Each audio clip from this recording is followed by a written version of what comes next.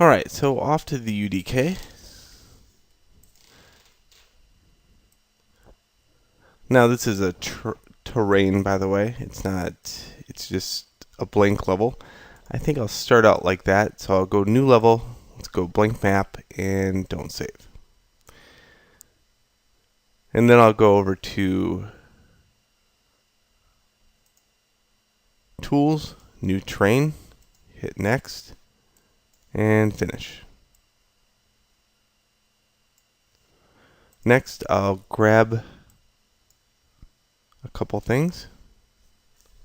The first off, I like to establish scale right away.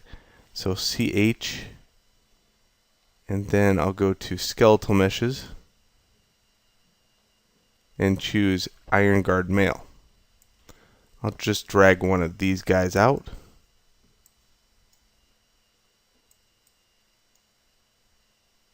Just like that. Get him within the scene.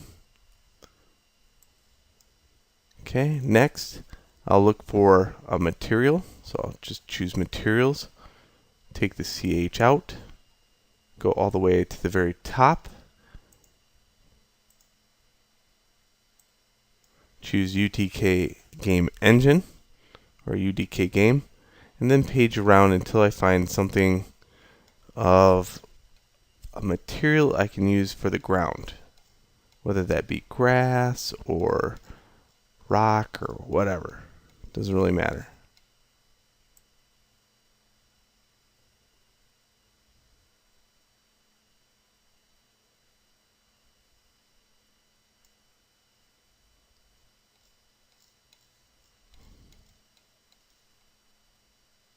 Trust me when I say the grass thing is kind of scarce within the engine. So if you want grass, you might have to go make grass. So here's this material. Let's just click on that. Go into Terrain Properties. Right click here and say New Terrain Setup from Layer, Selected Package. And then I'm just going to choose my package here. And there we go. Now we have this ugly rock. Yay. Hey, it'll work. Then, let's close out of this and import our new stuff in. So over my package, I'm just going to go to Import, Game Mesh 3, and Weeds Color Mesh 2.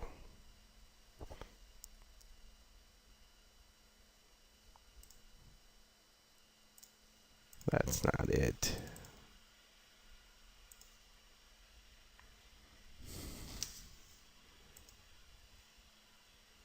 What did I save this as? Let me just make sure I save that as a TGA.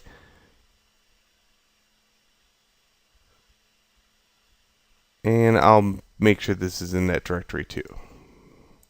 I think it's on my desktop, but just to be sure, I will resave that one.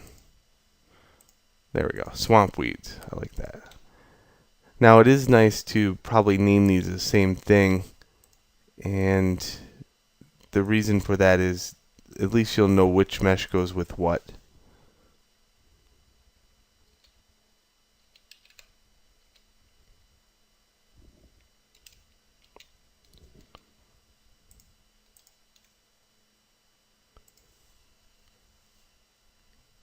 Alright, so this is the color map. What I want to make sure is to create a material here.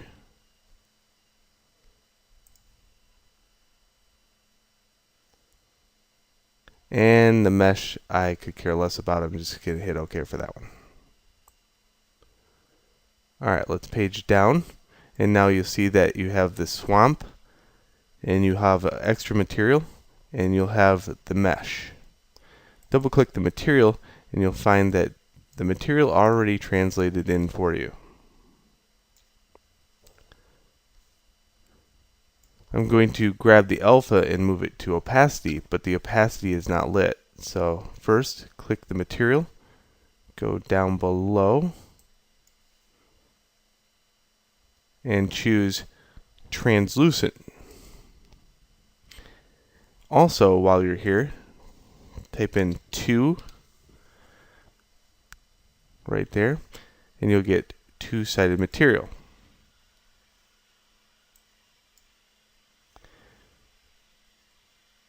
Now, just for demonstration purposes, I'm going to attach this to opacity, that's law, but I'm also going to attach this to emissive, so you can see it self-lights.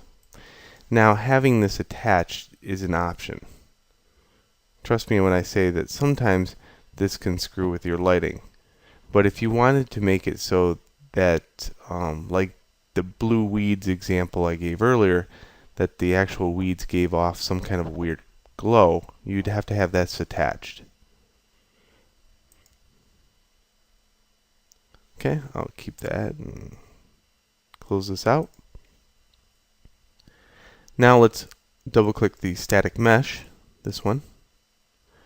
And you can see as you rotate around it, one part disappears because of the normals. That's why the two-sided material is very important.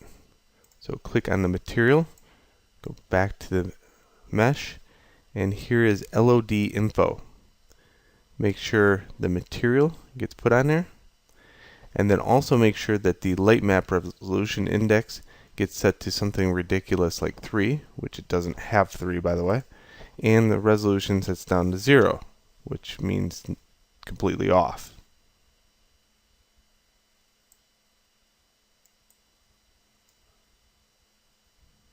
Okay, there we go. We now have our weed patch, and we can click and drag that out to the scene.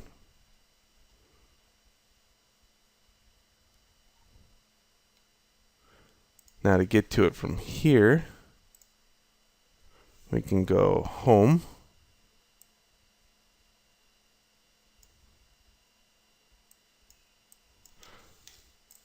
I just like trying to find the guy in here, so a lot of times he is very small. There he is. So I'll get in the top view and just get this near him.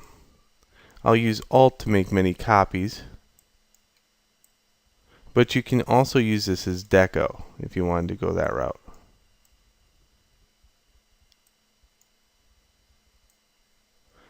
Keep in mind you might need to scale it. So look at the scale here. Okay, very small.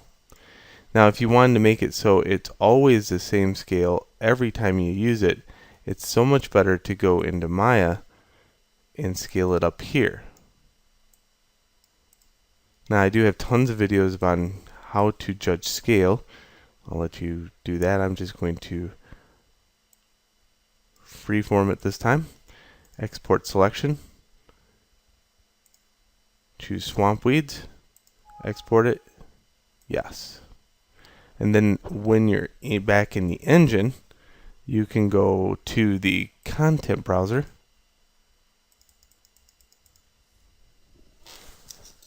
And the content browser is over here. And I can right click on the static mesh and say re-import static mesh. So there we go. That might be a little bit better. And I can right click and say play from here. And there's my batch of weeds. Now see how they're emissive, so they're self-lit. Again, that's because of that one emissive channel that I launched. And that also means that when you go in here and just add actor, add point light, you can see that it does a nice job.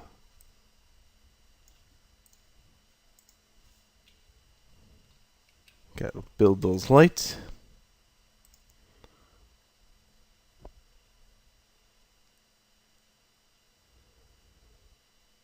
And let that build.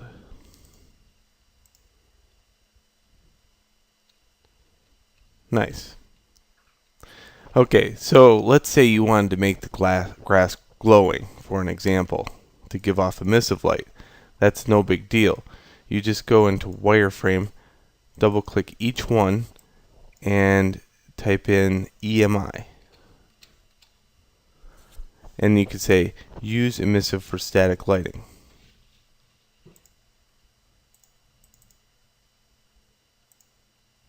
And make sure you get all three of them. Now cattails does not. They don't give off emissive light. This is just an example.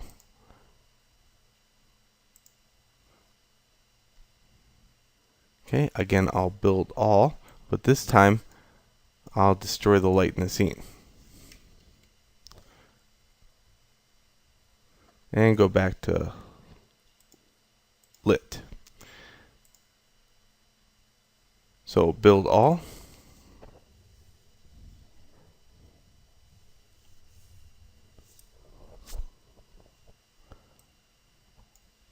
And you can see, yep, indeedy, they are casting their own light, and I can see around them because of the green on the ground. Very cool.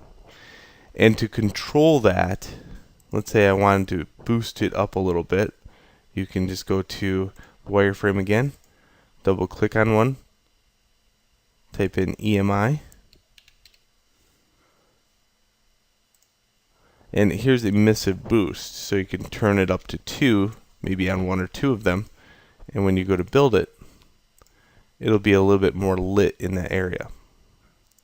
You can also boost it on the material side, but if you boost it on the material side, what will happen there is, let's say it's a little harder to turn down per area that you use this in.